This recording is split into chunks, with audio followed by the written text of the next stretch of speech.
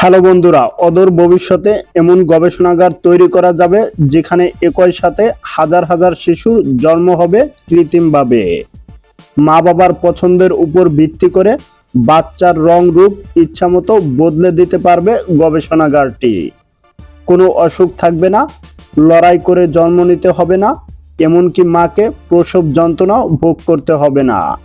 কৃত্রিম গর্ভ থেকেই সরাসরি পৃথিবীর আলো দেখাবেন গবেষকরা। একই সাথে এখানে বাচ্চার বুদ্ধিমত্তাকে শান দিয়ে প্রখর করা হবে। সেই দিন আর বেশি দূরে নয়, এমনই এক ভবিষ্যতের কথা শোনালেন ইয়েমেনের মলিকিউলার বায়োটেকনোলজিস্ট হাশেম আল গাইলি। আর এটা যখন বাস্তবে রূপ নেবে, তখন আমরা একটি নতুন জগতে প্রবেশ করব। বন্ধুরা, মায়াডো চ্যানেলের মধ্য দিয়েই আজ আপনারা জানতে চলেছেন বাচ্চা জন্মানোর মানব তৈরি কৃত্রিম গবেষণাগারের আদ্যপ্রান্ত ও খুঁটিনাটি সম্পর্কে। নিজের গর্ভে শরীরের রক্ত মাংস নিয়ে তিলে তিলে সন্তানকে গড়ে তোলার দিন হয়তো শেষ হবে ভবিষ্যতে। সন্তানের জন্ম দেওয়ার জন্য আর প্রয়োজন হবে না মায়ের গর্ভের। গবেষণাগারে কৃত্রিম গর্ভেই বড় হবে সন্তান। গবেষণাগারে মায়ের গন্ধ ছাড়াই জন্ম নেবে শত শত শিশুর জীবন। খুব তাড়াতাড়ি আমরা হয়তো এর বাস্তবতা দেখতে চলেছি। কারণ সম্প্রতি 8.39 মিনিটের এক অ্যানিমেশন ভিডিওতে এমন দাবি করলেন ইয়েমেনের বিজ্ঞানী হাশেম আল গাইলি। ভিডিওতে দেখানো হয়েছে বিশাল এক গবেষণাগার। তাতে পাশাপাশি বসানো রয়েছে হাজার হাজার কাচের গোলকের মতো কিছু যন্ত্র, আর তারই ভিতরে জন্ম নেবে মানব শিশু। এটি হবে বিশ্বের প্রথম কৃত্রিম প্রজনন কারখানা। হাশেম তার এই গবেষণাগারটির নাম রেখেছেন একটু লাইফ। এই গবেষণাগারে থাকবে মোট 75টি কক্ষ। প্রতিটি কক্ষে থাকবে 400টি কৃত্রিম গর্ভ বা বেবি পড। অর্থাৎ সব মিলিয়ে গবেষণাগারে একই সাথে 30,000 শিশুর জন্ম দেওয়ার সম্ভব হবে। কৃত্রিম গর্ভ বা বেবি পডগুলোকে নিয়ন্ত্রণ করবে কৃত্রিম বুদ্ধিমত্তা। এই কৃত্রিম গর্ভের আইভিএফ পদ্ধতিতে শুক্রাণু ও ডিম্বাণুর মিলন ঘটিয়ে তৈরি করা হবে ভ্রূণ।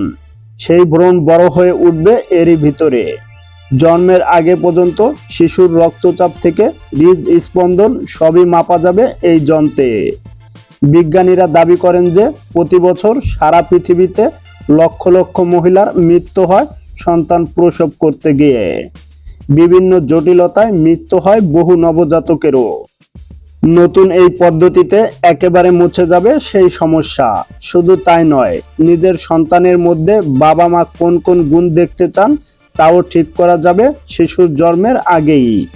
কৃত্রিমভাবে জিনগত পরিবর্তনের মধ্য দিয়ে ঠিক করা যাবে হবু সন্তানের গায়ের রং, উচ্চতা, শারীরিক গঠন, গলার স্বর কিংবা বুদ্ধিমত্তার মতো বিষয়গুলি।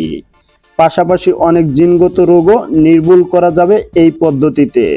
পাশাপাশি বিভিন্ন শারীরিক জটিলতার কারণে যে দম্পতিরা সন্তান নিতে পারছেন না ও যে যে দেশ জনসংখ্যা হ্রাসের সমস্যায় ভুগছে, তাদের জন্য অত্যন্ত উপকার হতে পারে এই ব্যবস্থা। এমনই মত বিজ্ঞানীদের। নেদারল্যান্ডসের একদল বিজ্ঞানী বলেছেন, আগামী 1 দশকের মধ্যেই তারা কৃত্রিম মাতৃগর্ভ তৈরি করতে সক্ষম হবে।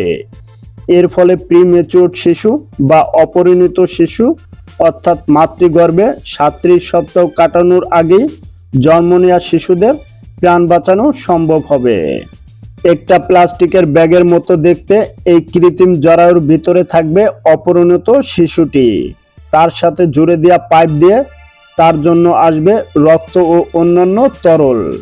ঠিক মায়ের গর্ভের মতোই পরিবেশ সৃষ্টি করা হবে সেখানে। নেদারল্যান্ডসের ম্যাক্সিমা মেডিকেল সেন্টারে এই মুহূর্তে কৃত্রিম মাতৃগর্ভ তৈরির কাজ চলতেছে, যা প্রধানত খুবই অপরিণত অবস্থায় জন্ম নেওয়া শিশুদের কথা মাথায় রেখে করা হচ্ছে।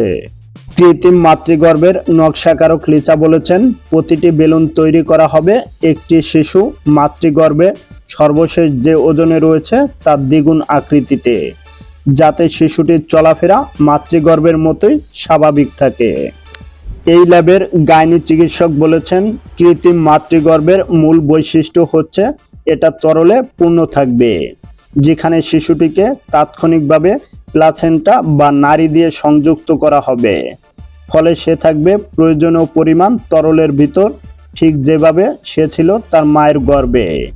এই কৃত্রিম গর্ভে পানি এবং সব ধরনের খনিজ উপাদান পরিমাণ মতো থাকবে।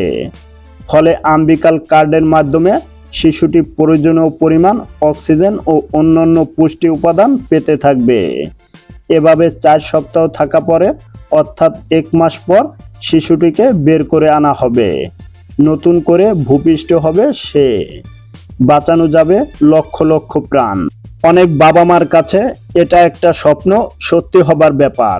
কারণ এখনো প্রতি বছর 1.5 কোটির বেশি শিশু অপরিণত অবস্থায় জন্ম নেয়, যার মধ্যে অর্ধেকের বেশি শিশু মারা যায়।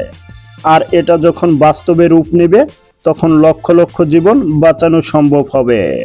বন্ধুরা, এরকম জানা অজানা রহস্যময় রোমাঞ্চকর ও ইন্টারেস্টিং ভিডিও দেখতে মায়াডোর চ্যানেলটি এখনই সাবস্ক্রাইব করুন এবং পাশে রাখা বেল আইকনটি প্রেস করুন। দেখা হচ্ছে আগামী ভিডিওতে। ততক্ষণ পর্যন্ত ভালো থাকুন। আল্লাহ হাফেজ।